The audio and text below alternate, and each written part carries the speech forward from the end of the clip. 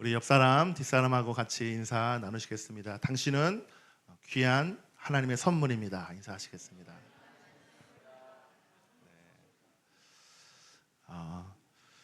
선물이라는 단어를 들었을 때 어떤 설레임이 느끼십니까? 선물이라고 하는 거는 일단 기분이 좋습니다. 그죠? 받는 사람도 기분이 좋고 주는 사람도 기분이 좋아야 선물이죠. 근데 그 선물이 뇌물이 되는 순간 부담이 가고 그 뇌물에 대한 압박이 올 수밖에 없죠. 오늘은 이제 이 설교를 준비하면서 사실 4주 좀 그 과정으로 이 세 가족들에게 말씀을 준비하게 됐는데요. 그러기 위해서 먼저 주일 메시지 가운데 4주간 이 말씀을 선포해야겠다 이런 마음이 들었습니다. 지난주 메시지에 또 잠깐 나누자면 저희는 다윗과 같은 정말 그런 예배자, 다윗과 같은 그 마음을 가진 자들이 되어야 한다라고 우리가 들었습니다. 그것은 다른 게 아니라 하나님을 사랑하는 것이 우리 삶의 기초가 되어야 한다고 들었죠. 아멘. 그 삶의 기초가 되지 않으면 우리는 흔들릴 수밖에 없다는 것이죠. 우리의 삶과 우리의 여정이 흔들릴 수밖에 없습니다. 그 사랑에 기초한 그 삶이 다윗에게 있었기 때문에 고난과 어려움이 와도 흔들리지 않았던 그 모습을 우리가 지난주에 들었습니다. 전 인격적으로 하나님을 예배했던 예배자와 같이 또 저와 여러분이 하나님을 매일매일 기도하고 예배하는 그런 삶을 살아내는 여러분 되시길 축복합니다. 오늘 말씀 먼저 본문 구절 읽도록 하겠습니다. 에베소서 2장 8절 9절 말씀입니다. 같이 한 목소리로 읽겠습니다. 시작.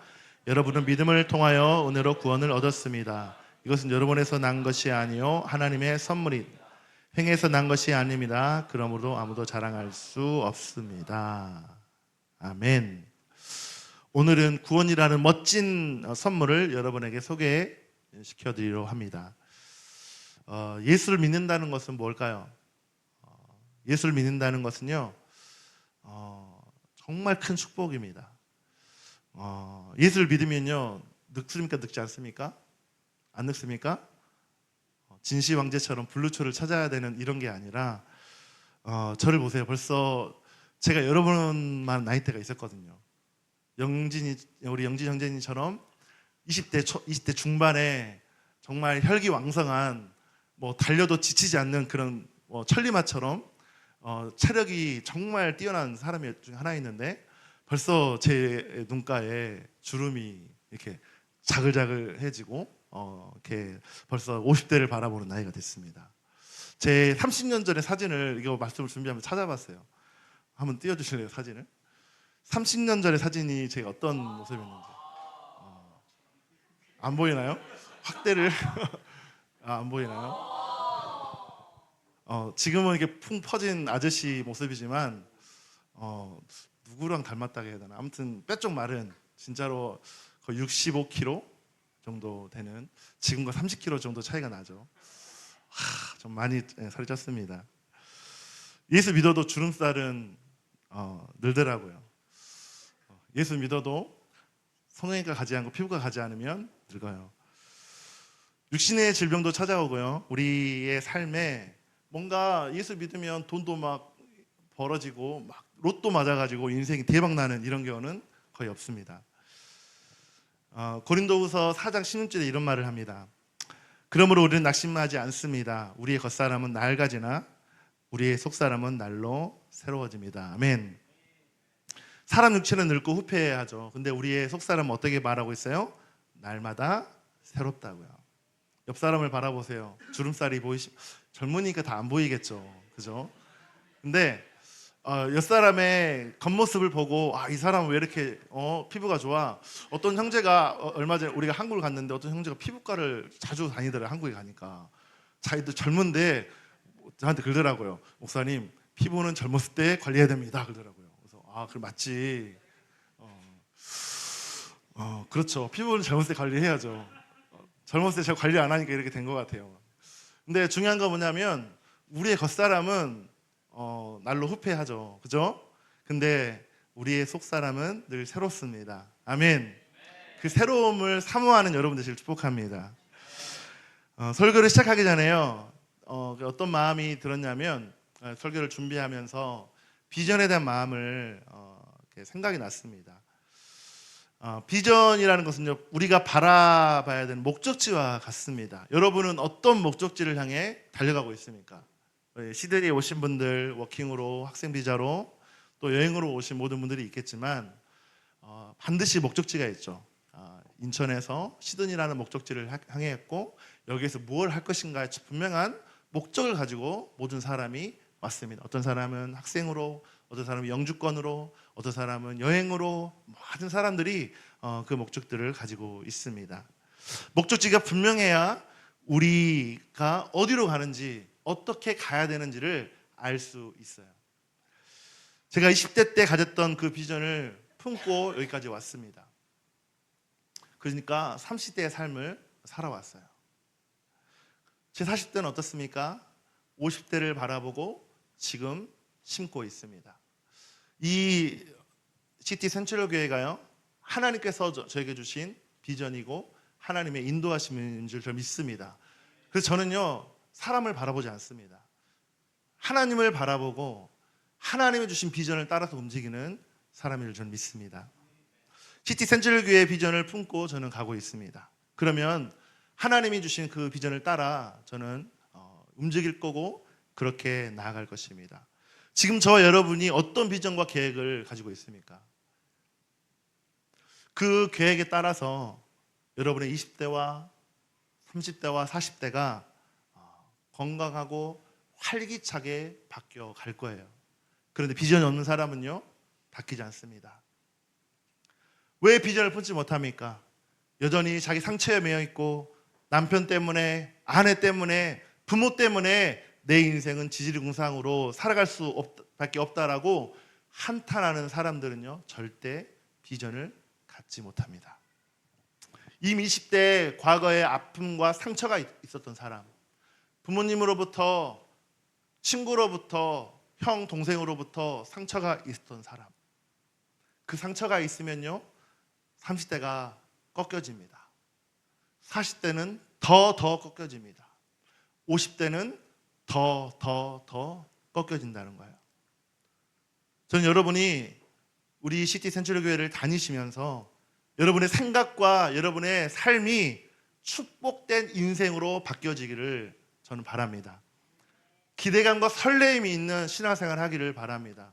그냥 교회만 나오는 정교인이 아니라 하나님을 바라보고 기뻐하는 그 기쁨이 여러분을 바라봤을 때 느껴지는, 여러분을 바라봤을 때 여러분의 VIP들이 여러분을 바라봤을 때 기뻐해야 되는데, 아유, 우리 영진이를, 죄송합니다, 우리 영진 형제님, 우리 영진이를 보니까 소망이 없다. 왜 저렇게 살까? 왜 이렇게 돈만 보고 살까? 왜 이렇게 침을, 감사합니다, 침을 주셔서.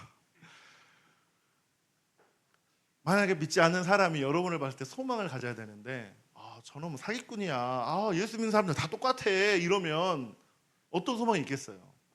그럼 전도가 되겠습니까? 안 되죠. 와, 우리 처음 목자를 봤더니 잘 섬기네. 와, 나 밥도 사주고, 와, 진짜 달라, 쓰는 것도 남달라 하면서, 와, 달라, 이렇게 바뀌는 거예요, 우리 생각이. 제가 예수 믿고 가장 많이 바뀌었던 것은요, 저는 소망이 없었던 사람이었어요. 뭘 해도 안 되는 자였고 자신감도 없었고 실제로 실력도 없었습니다. 저는 어렸을 때부터요, 집안은 잘 살았을지 모르지만 가정이 그렇게 화목한 가정은 아니었습니다. 그런데 예수 안에서 하나님이 그런 저의 상처들, 트라우마, 아픔, 자격지심, 열등감, 비교의식, 이런 것들을 하나님을 믿음을 통해서 하나씩 구별하고 제거해 주셨습니다. 거기에서 더 나아가서 하나님이 계속해서 나를 하나님의 비전으로 이끌어 주셨어요. 그 꿈을 볼 수 있도록 인도해 주셨다는 것이에요. 어디에서 가능했냐? 하나님의 공동체인 교회에서 그렇게 인도해 주셨습니다. 저는 이제 40대 꺾이고 40대 후반에 이 길을 달려가고 있습니다. 저는 50대가 돼도 60대가 돼도 저는 계속 배울 것입니다. 계속 꿈을 꿀 것입니다. 계속 도전할 것입니다. 이것이 저의 슬로건이, 인생의 슬로건이 되어버렸어요. 제 영적인 리더인 박주현 목사님께서 이런 말을 늘 하셨습니다. 배우는 것을 포기하는 순간 너는 죽는다. 살아있는 물고기가 물을 거슬러 올라가듯이요, 혹시 여러분 가운데 아직 복음을 듣지 않고 예수님을 나의 구주로 확신하지 못하고 아직도 썬데이 크리스찬으로, 종교인으로 살아가고 있다면 오늘 이 메시지가 여러분에게 도전이 되는, 여러분의 인생을 깨우는 메시지가 되기를 축복합니다. 여러분들이 새로운 꿈을 꾸셨으면 좋겠어요. 20대 젊은 나이에 뭐가 부족해서 꺾입니까? 뭐가 아쉬워서 여러분 좌절하고 낙담합니까? 과거의 상처, 아픔에 여러분 묶이지 않았으면 좋겠습니다. 하나님의 꿈이 여러분의 꿈이 됐으면 좋겠습니다. 시티 센트럴 교회의 비전이 여러분의 비전이 되었으면 좋겠습니다. 여러분의 목장 가운데 기쁨이 넘치고 감사가 넘치는 그런 귀한 목장이 됐으면 좋겠습니다. 여러분의 세포 하나하나가 여러분이 꿈꾸는 대로, 여러분이 선포한 대로, 여러분이 바라보는 대로 변화되는 것이에요. 여러분, 모든 질병의 70%가 어디에서 나오는지 아세요? 시민성 질병. 시민성. 그게 뭐냐면 병의 원인이 세균이나 바이러스가 아니라 우리 마음에 있다는 거예요. 스트레스, 갈등, 정신적인 충격을 통해서 질병의 70%가 발생된다는 것입니다. 우리 세포는요, 우리가 생각하고 꿈꾸는 대로, 즉 긍정적인 마음, 하나님의 마음을 품는 대로 우리가 회복이 되고 그만큼 질병을 이겨나갈 수 있는 것입니다. 저의 단점이자 장점은 고민을 하지 않는다는 것이에요. 고민을 하죠. 그 순간은 고민합니다. 막 스트레스를 받을 수 있죠. 근데 그거를 넘겨버리고 자고 일어나면 새로운 날. 이게 저의 가장 큰 장점이자 단점입니다. 제 집사람은 그것 때문에 스트레스를 받죠. 그 스트레스를 내가 받아야 된다 막 이러면서. 근데 중요한 건 그렇습니다. 여러분, 하나님 앞에 그 비전과 꿈을 가진 자는요, 절대로 시민성 질병으로 죽지 않습니다. 시민성 질병으로 여러분이 고통당하지 않는다는 사실이에요. 옆 사람에게 한번 인사해 볼까요? 당신은 하나님의 꿈을 가진 자입니다. 인사하시겠습니다. 한 번 더, 새로운 꿈을 꾸십시오. 인사하십시오. 이제 본문 말씀 들어가겠습니다. 오늘의 주제가 뭐였습니까? 가장 귀한 선물. 아까도 얘기했지만 선물이란 단어를 생각하면 저는 어렸을 때 선물을 받아본 적이 거의 없습니다. 저희 아버지에게, 어머니에게 생일이라고 생일상을 미역국은 먹은 적은 기억은 나지만 뭐 선물을 받아보거나 케이크를 펴가지고 촛불을 켜본, 저는 시골에 자라서 떡 같은 거 있잖아요. 그런 거 이렇게 뭐 추석이나 명절 때 이런 거 먹은 기억이 있는데 막 생일 축하한다고 막 하면서 따뜻한 이런 게 저의 기억에는 없었어요. 그런데 이 선물이라고 하는 거는 모든 사람에게 기대감을 가지고 설레이는 게 선물이잖아요. 그래서 보통 어른이나 아이나 뭐 선물을 싫어하는 사람은 거의 없습니다. 특별히 우리 아이들이 막 아빠를 생각하면서 어떤 선물을 줄까에 대해서 막 아이들한테 갑자기 아이패드를 바라고 무슨 아이폰을 바라고 컴퓨터를 바라진 않잖아요. 아이들한테 아빠가 바라는 선물은 뭘까요? 그들이 쓴 편지, 그리고 마음을 담은 그 표현이 아버지에게는 기쁨이 되는 선물인 것 같아요. 이 선물 경제 이론이라는 게 있어요. 이 선물 경제 이론은 뭐냐면 상호성이라는 거예요. 상호성. 이게 뭐냐면 너가 주면 그럼 나도 줘야 돼. 너가 결혼식에 축의금을 나의 결혼식 때 했으면 나도 너의 결혼식 때 이 정도의 축의금을 할 거야. 이게 상호성이라는 것이죠. 서로 공감대가 이루어져야 내 기쁜 마음으로 주고 상대도 기쁜 마음으로 준다는 것이죠. 오늘 제가 말씀드린 이 구원이라는 선물은요, 주고 받을 게 없는 거예요. 세상에서는 상호성의 그런 대가를 바라지만 오늘 말씀하신 이 가장 귀한 선물의 이 구원은요, 주고 받을 게 없는 거예요. 그냥 예수님이 주신 것을 우리가 어떻게 해요? 감사함으로 받으면 that's it. 구원의 선물은요, 상호성이 아니라 뭘까요? 일방성이라는 거예요. 일방성. 따라서 일방성. 하나님이 일방적으로 우리한테 주시는 가장 귀한 선물입니다. 가장 일반적인 귀한 선물은요, 오늘 여러분에게 조금 소개해드리고 싶습니다. 이 구원이라는 선물은요, 영원히 보장받는 선물입니다. 여러분들이 늘 있게 감사할 수밖에 없는 가장 귀한 선물을 오늘 듣게 되는 것입니다. 예수님이 이 땅에 오셔서 세상의 가치에 기준된 성공한 사람, 세상에 이런 어떤 특별한 사람들에게 찾아오신 게 아니라 예수님이 이 땅에 누구에게 찾아오셨어요? 죄인들에게, 없는 자에게, 가난한 자에게, 고아와 과부에게 찾아오셨다는 것이에요. 그만큼 우리를 어떤 존재로 여기셨어요? 가장 가치 있는 존재로 여기셨다는 것이에요. 그래서 오늘은 이 선물의 가장 첫 번째 중요한 건 만남이에요. 오늘 저와 여러분이 이렇게 만남을 가졌습니다. 제 얼굴을, 또 여러분의 얼굴을 제가 처음 오신 분들이나 오래 계신 분들은 알고 알아가고 있습니다. 많은 믿는 자들이 있지만 하나님께서 저와 여러분을 이곳 시티 센츄럴 교회에 보내주셨다는 것은요, 하나님의 만남이 있는 줄 믿습니다. 아멘. 그 만남은요, 너무 중요합니다. 이민사회에 이런 말을 합니다. 공항에서 누가 나를 픽업해 주주에 따라서 그 사람의 이민의 삶이 결정된다 그래요.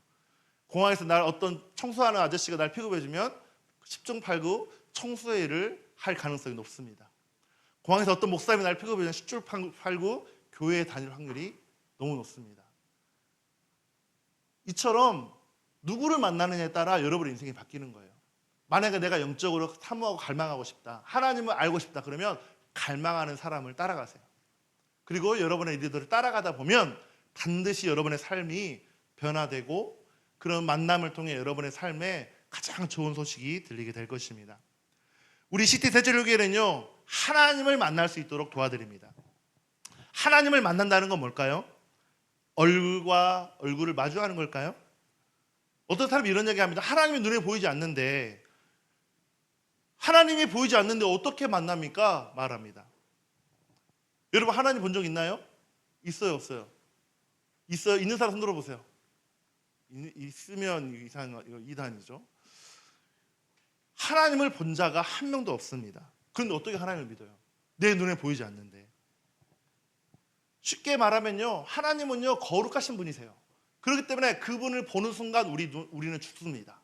구약의 그 제사장들이 그런 삶을 살았어요. 마찬가지 쉽게 예를 들면 우리가 떠 있는 이 태양이 있죠. 이 지구상에. 그 태양을 한번 볼 수는 있지만 그거를 계속 보면 어떻게 됩니까? 쳐다보고 있으면 우리 눈이요 멀게 돼요. 태양은 하나님이 만드신 피조물에 불과한데 이처럼 우리가 피지컬하게 하나님을 보면 우리는 죽는다는 것이에요. 중요한 거는요, 하나님은 눈에 보이는 현상이나 눈에 보이는 모습이 아니라 성경 말씀을 통해 역사하시는 창조주 하나님이시라는 것이에요. 보이지 않는 영이신 분이라는 거예요. 아까 제가 선포했죠, 첫 시간에. 하나님은 영이시니 예배하는 자가 어떻게 예배하라고요? 영과 진리로 예배하라고요. 그렇다면 하나님을 만날 수 있는 유일한 방법은 얼굴로 보는 게 아니라 영으로서, 내 영으로서 그분의 영을 만나야 된다는 것입니다.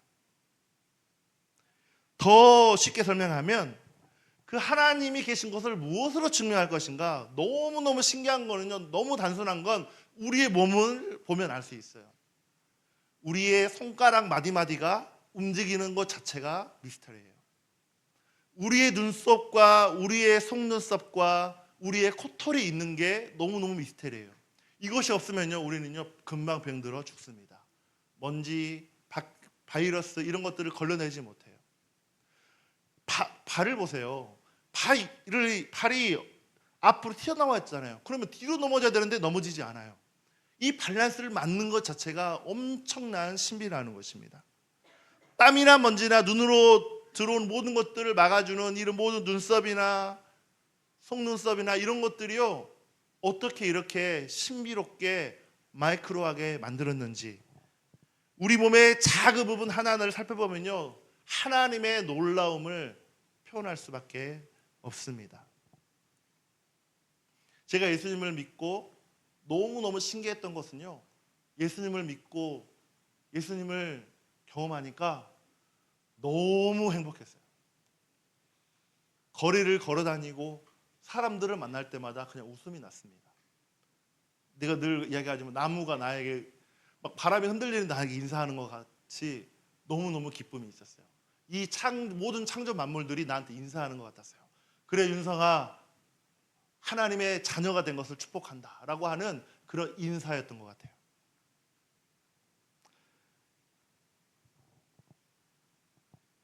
더 중요한 것은 하나님을 만날 수 있는 가장 중요한 장소를 하나님이 이 땅에 허락하셨다는 것이에요. 우리가 눈으로 볼 수 없는 하나님을 이 세상의 만물을 통해 경험하고 우리 인체의 신비를 통해 경험하지만 더 중요하게 하나님을 경험할 수 있는 그 장소 어디일까요? 교회입니다. 따라서 교회, 특별히 이 시대 센트럴 교회는요, 여러분들이 하나님을 만날 수 있도록 도와드리는 교회입니다. 만약 교회에서 사람들과 교제하고 교회 행사를 하고 좋은 일도 하고 성도들끼리 밥을 먹고 좋아요. 근데 이건 굳이 교회에서 하지 않아도 돼요. 물 마시고 커피 한 잔 마시고 술 마시고 친구들과 여행 다니는 거, 한국은 동아리 이런 게 동아리란다 뭐라 그러죠? 그런 게 잘 돼 있잖아요. 굳이 교회 나오지 않아도 그런 건 충분히 할 수 있어요. 유튜브만 틀어도 좋은 정보, 좋은 말씀, 문화 강좌 너무 많잖아요. 그럼 교회의 중요한 역할이 뭘까요? 교회를 왜 하나님이 세우셨을까요? 세상에 알려지지 않은 하나님을 만날 수 있는 정확한 길, 말씀에 입각해서 알려드리는 장소라는 것이죠. 하나님이 만나서 뭐가 좋은지, 하나님을 만날 때 여러분에게 어떤 새로움이 있는지, 그 설렘이 있는지, 축복이 있는지, 인생의 새로운 변화가 어떻게 일어나는지를 전달해주고 알려주는 역할이 교회의 역할입니다. 여러분들은 하나님의 형상으로 지어졌습니다. 아멘. 옆 사람을 바라보세요. 당신이 하나님의 형상입니다. 인사하시겠습니다. 근데 하나님께서 하나님의 형상으로 했을 때는요, 하나님의 모습으로 우리의 영혼육을 만들었다는 것이에요. 그래서 우리는요, 반드시 영신 하나님을 만날 때 그 인생에 참된 안식과 행복을 가질 수 있어요. 그런데 그 행복을 만나지 못하면, 인생의 구원자이신 예수를 만나지 못하면요, 우리에게는요, 행복이라는 단어를 느낄 수 없습니다. 느낄 수 있는 거는, 행복은 어떤 거예요? 세상에서는 돈 잘 벌고 좋은 배우자 만나고 좋은 포지션에 올라가서 성공하는 게 행복이라고 생각합니다. 그런데 왜 부자들은 그렇게 돈이 많은데 빌 게이츠나 워런 버핏이나 일론 머스크나 물어보세요. 그 돈에 만족합니까? 그럼 뭐라고 하는지 아세요? 뭐 그래요. 빌리언어, 뭐 몇 조의 재정을 가지고 있는 사람들도 그렇게 많은 재정이 있는데 왜 더 뭐라고 얘기할까요? 만족함이 없다는 것이에요. 부자나 성공한 사람들이 왜 자살합니까?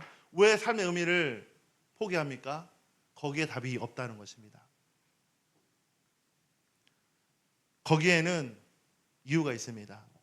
하나님께서 만드신 이 창세 때 만드신 에덴 동산이라는 곳이 있었습니다. 첫사람 아담을 만들어서 이 창조 만물을 다스리라고 말씀하셨어요. 그래서 아담에게 동물의 이름을 지을 수 있는 능력을 주셨고 이 세상을 다스릴 수 있는 능력을 주셨어요. 그런데 어떤 일이 일어났습니까? 하나님의 목적에 벗어난 일들이 발생하게 되죠. 하나님이 그 에덴 동산을 만드시고 나서 동산에 선악을 알게 하는 나무를 심으셨어요. 그리고 이것은 절대 건들면 안 돼라고 하나님이 말씀하셨어요. 그런데 아담과 하와, 특히 하와에게 사탄이 찾아가서, 뱀을 안에 들어간 사탄이 찾아가서 이것을 먹으면 네가 하나님처럼 될 거야, 먹어봐 라고 한 거예요. 하와가 어떻게 했습니까? 이것을 먹고 누구에게 줬어요? 자신의 남편에게 준 것이죠. 거기에서부터 인생의 고통이 찾아오기 시작합니다. 그럼 선악과는 뭘 말할까요? 선악을 알게 하는 나무의 과실은 뭘 말할까요? 선악과는요, 자세히 말하면 선악을 알게 하는 나무의 과실이에요. 정확히 말하면 뭔가 애플을 생각하는데 그게 아니에요. 애플이 아닙니다. 이 실과를 하나님이 먹지 말라고 약속하셨어요. 이걸 먹는 날에 어떻게 된다고요? 우리가 죽는데요. 그런데 인간은 호기심이 너무 많은 거예요. 어찌 보면 이 선악과는 오늘날 말씀의 제목처럼 하나님이 우리에게 주신 귀한 선물인데 그 선물을 우리가 걷어차버린 것입니다. 선물은 유익한 거잖아요. 근데 선악과는요, 그걸 따먹어서 문제였지 선악과 자체는 너무너무 큰 축복이었습니다. 선악과를 보면 하나님이 보이지 않지만 하나님의 법을 떠올리고 하나님의 하신 말씀을 기억하고 하나님이 주신 이 에덴 동산의 모든 축복을 다 아담과 하와에게 주셨어요. 누릴 수 있도록. 그런데 그 축복을 걷어차버린 것입니다. 쉽게 말하면 선악을 알게 하는 나무의 과실은요, 일종의 법과 같은 것입니다. 여러분, 내가 교통법규를 잘 지키면 내가 법의 보호를 받죠. 빨간불에 건너버리면 어떻게 됩니까? 사고가 나고 범칙을 받게 되죠.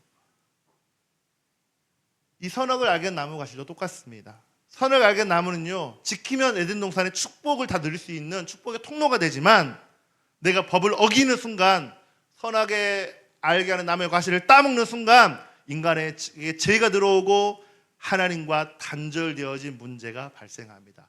이 문제가 우리의 이 시간까지 온 것입니다. 하나님의 단절이 오면서 뭐가 찾아왔습니까? 인간의 타락이 찾아옵니다. 어떤 겁니까? 하나님과 끊어지면서 생로병사가 찾아오게 된 것입니다.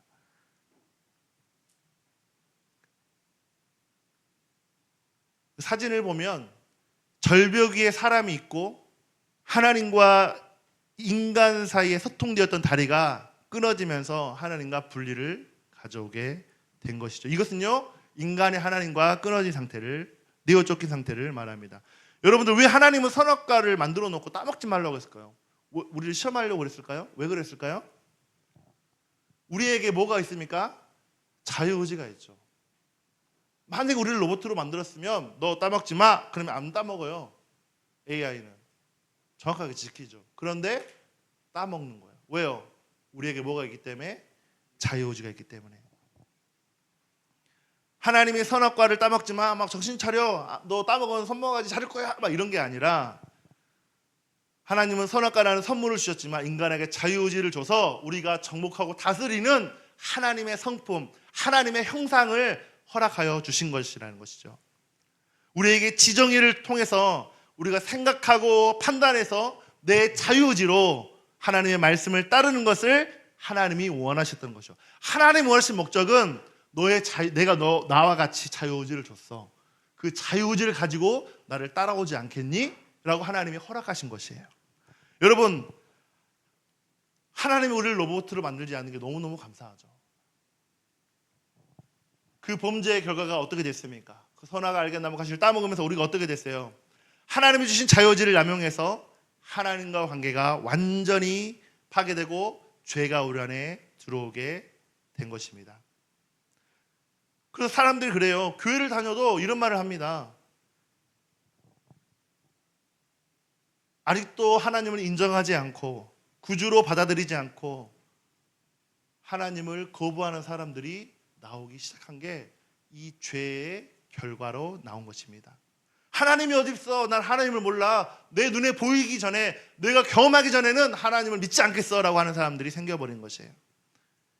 에돔 동산에는요, 생로병사가 없었지만 내가 범죄함을 통해 생로병사가 내게 찾아오기 시작합니다. 죄의 결과로 이제는 생로병사가 인류 가운데 들어오기 시작하고, 남자는 열심히 땀 흘려 일을 해야 먹을 수 있고 여자는 아이를 낳는 고통을 갖게 된 것이죠. 여러분, 이쯤 되면 궁금할 겁니다.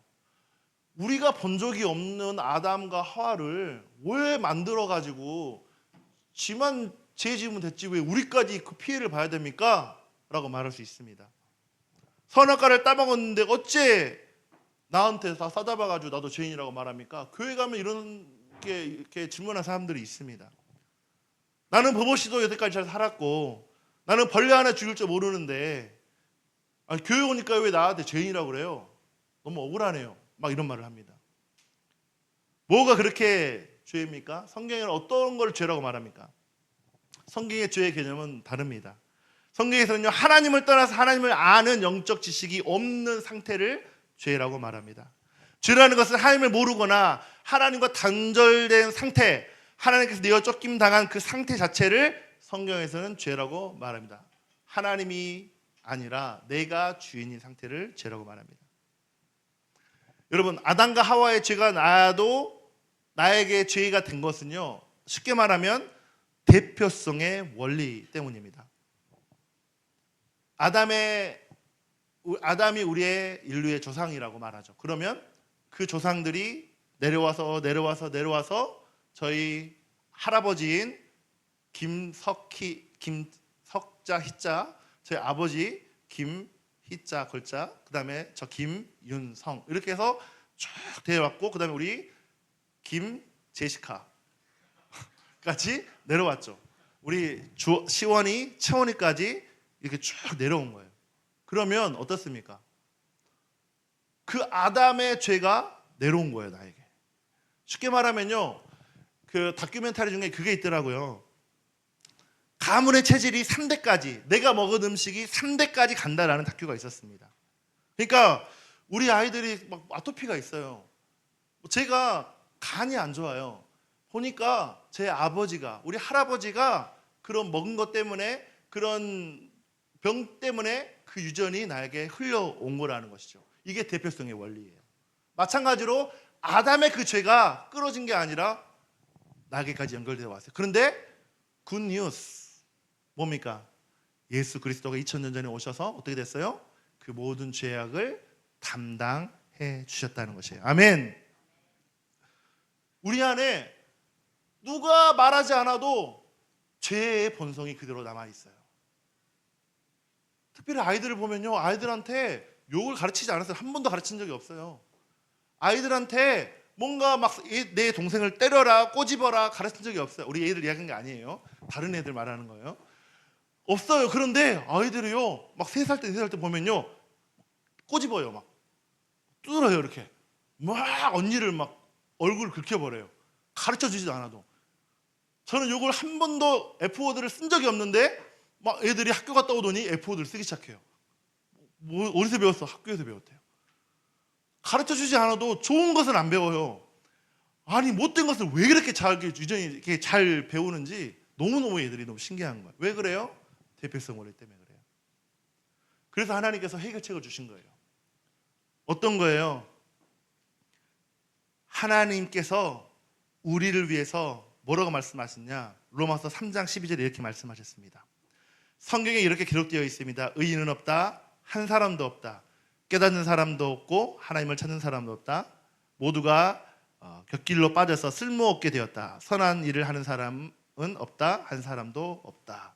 쉽게 말하면요, 우리의 노력과 우리의 고행과 어떤 열정으로는 도저히 하나님의 이 구원을 이룰 수 없다는 거예요.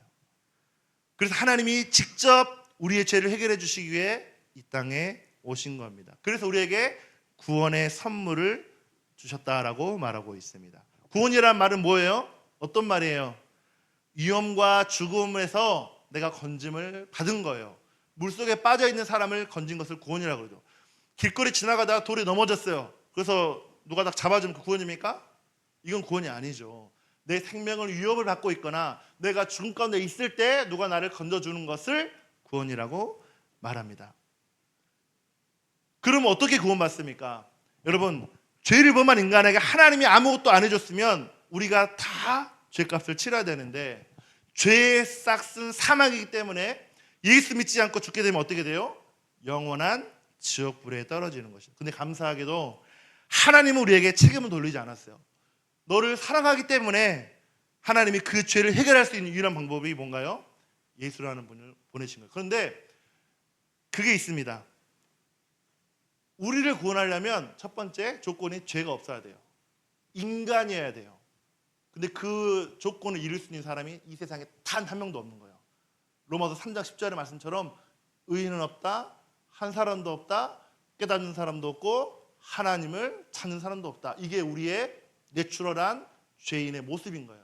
그러니 이 땅에 구원하시려면 하나님이어야 되고 인간이어야 되고 죄가 없으신 분이셔야 돼요. 그러니 하나님이신 분이시 영이신 그분이 인간의 몸을 입고 이 땅에 오신 그 예수라는 분을 보내셔야지만이 우리가 구원이 성립이 되는 것이죠. 그래서 하나님이 눈에 보이지 않는 영이신 하나님이신 그분이 이 땅에 육신의 몸을 입고 오신 분을 예수 그리스도라고 말하죠. 예수님을 뜻이 있습니다. 예수님의 뜻이 무엇입니까? 예수님의 뜻 뭐예요? 구약에는 조슈아, 호세아, 신약에는 지저스, 예수야, 구원자라는 뜻입니다. 따라서 구원자, 우리를 죄에서 건져낼 자로 이 땅에 오신 거예요. 그러면 그리스도라는 말은 무슨 뜻일까요? 예수 그리스도 이렇게 말하잖아요. 예수님 우리를 위해 구원하실 분 얘기했어요. 그러면 그리스도라는 말은 무슨 말일까요? 어떻게 말을 할까요? 회사에 취직을 하나 그러면 무슨 과장, 무슨 부장, 무슨 사장 이렇게 직분이 있는 것처럼 그리스도라는 이 단어는요 직분이란 직무라는 뜻이에요. 직무.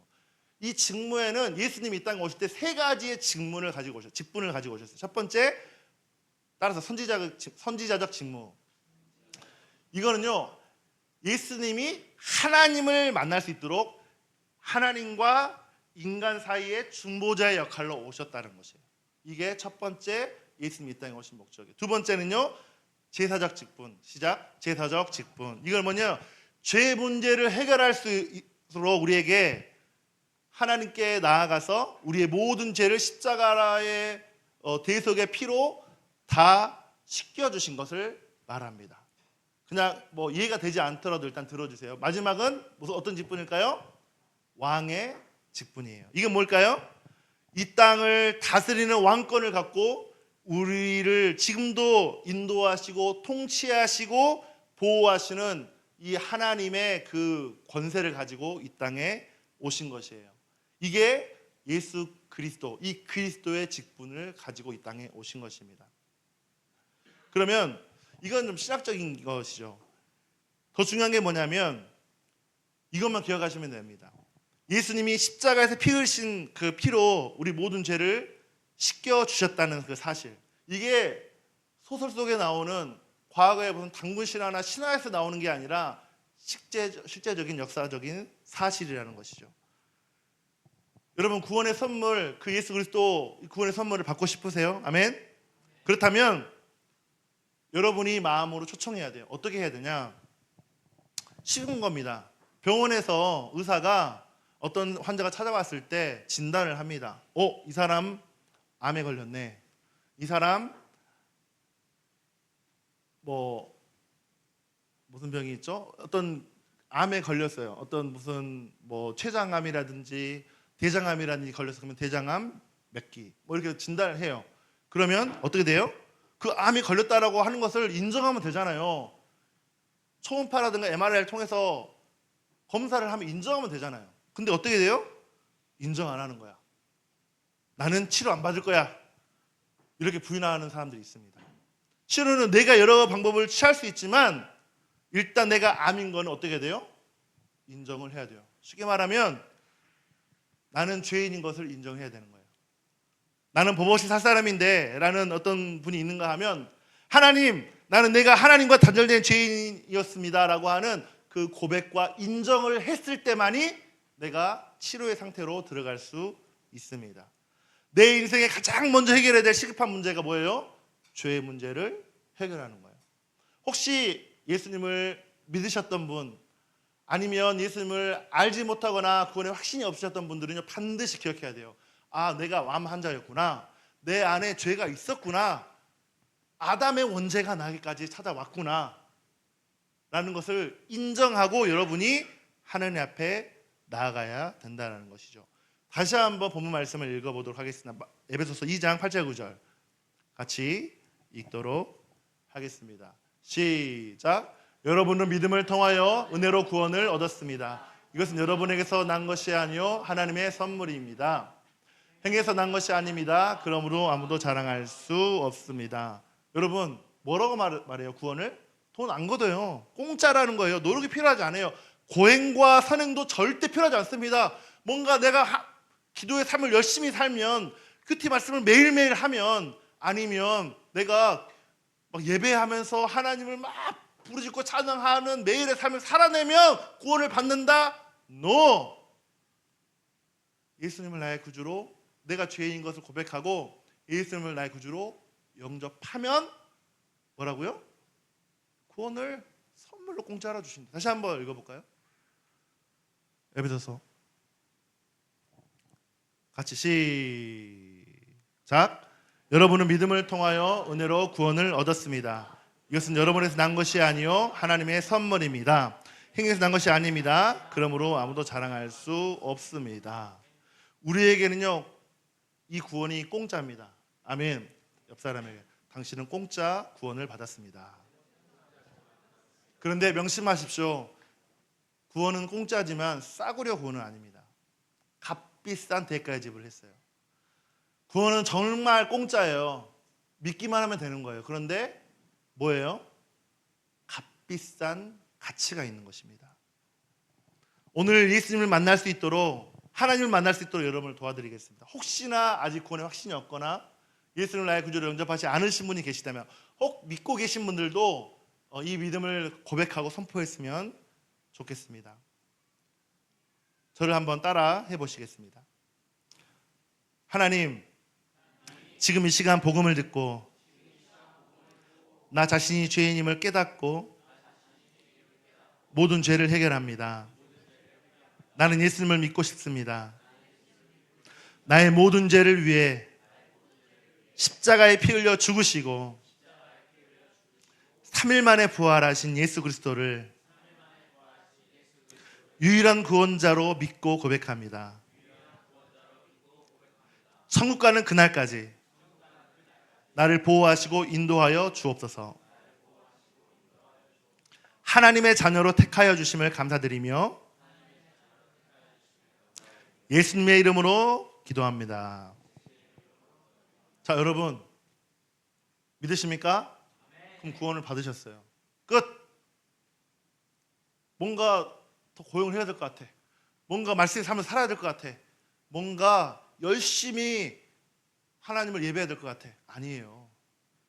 믿기만 하면 된다니까요. 공짜로 구원을 얻었다니까요. 아멘. 그러면 믿으면 되는 것이에요. 여러분, 내 마음으로 믿고 입으로 시인함으로 내가 믿고 싶은 그 믿음이 다시 한번 확증되어지고 고백되어졌습니다. 여러분, 하나님의 자녀가 되셨습니다. 아멘. 너무 심플하죠? 너무 간단하잖아요. 예수 믿는 거 어렵지 않습니다. 믿고 순종하면 되는 것이에요. 오늘 이 시간 하나님께서 여러분에게 주시는 선물 받으셨습니다. 아멘. 옆 사람에게 귀한 선물 받으셨음에 축복합니다. 그러나 아무나 이 구원을 선물로 받아들이지 않습니다. 이것을 꽈요. 목사님 그래도 뭔가 해야 되지 않겠습니까? 목사님 그래도 열심히 내가 기도하고 예배해야 되지 않겠습니까? 예, 필요하겠죠. 근데 중요한 건 뭐냐면 내가 그것을 믿음으로 값없이 받은 그 구원이 하나님 주신 귀한 선물이고 공짜라는 것이에요. 하나님의 자녀가 되신 걸 축복합니다. 이제 이야기를 마무리하려 합니다. 예배팀 나와주시고요. 생명은요, 이 구원은요 무상 선물이에요. 모든 종교를 보세요. 힌두교, 불교, 이슬람 엄청난 고행을 합니다. 삼보 7배 막 이런 거, 삼보 7배 맞나요? 막 이렇게 108배 막 하면서 막 무릎이 까지도록 뭐 몇 킬로, 몇십 킬로 막 3번 걷고 8번 절하고 막 이런 걸 하잖아요. 고행을 해요. 왜 그렇습니까? 지성이면 감청인 거예요. 내가 노력해야지만이 뭔가 이루어질 것 같으니까 모든 종교는요 노력을 해야 되는 것입니다. 재물을 바쳐야 돼요. 신 앞에 나아갈 때 선행을 하고 자격을 갖추고 조건을 갖춰야 되는 게 모든 종교예요. 그러나 예수님을 만나는 건 그렇지 않아요. 여러분, 하나님이 하신 일을 그대로 믿기만 하면 되는 거예요. 아멘. 믿기만 하면 되는 거예요. 아멘. 종교로서 교회만 다니신 분들 왜 그런지 아십니까? 믿지 않아서 그래요. 하나님이 나의 구주신데, 하나님이 내 인생의 주인이신데 그 삶을 살지 못하기 때문에 종교로 사는 거예요. 교회만 나오는 거예요. 변화되지 않는 크리스찬. 거지 고아를 왕자 삼으신 거 어찌 보면요, 우리가 하나님을 떠나서 고아처럼 살았던 인생을 이제 하나님의 나라의 진짜 왕자와 같이, 진짜 공주와 같이 그 하나님의 자녀로 여러분의 신분을 완전히 바꿔 주신 것이에요.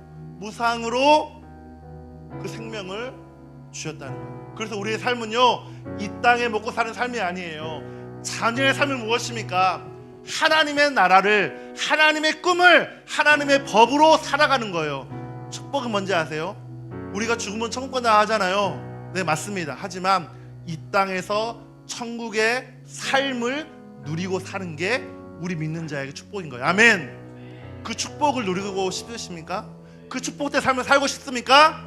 그렇다면 내가 하나님의 자녀인 것을, 내가 공짜로 구원을 받았다는 것을 믿음으로 고백하신 여러분 가운데 하나님이 여러분의 인생을 인도하실 것입니다. 한 주간 스트레스 받고 힘들어하신 분들 있으실 때마다 하나님은 저와 여러분에게 이렇게 말씀하십니다. 괜찮다 윤성아, 괜찮다 정원아, 내가 너와 함께하고 있어. 나와 함께 가자. 나와 함께 가자. 나만 바라봐 주겠니? 내가 너를 나의 생명을 다해 너의 모든 것을 내가 샀단다. 그런 분이 내 앞에 있다면 내 삶을 드리겠어요. 그분이 누구십니까? 예수님이십니다. 하나님이십니다.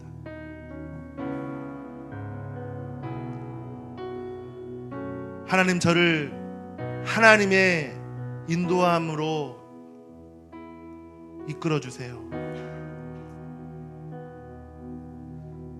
여러분의 영생 보험 그 예수 그리스도가 드셨습니다.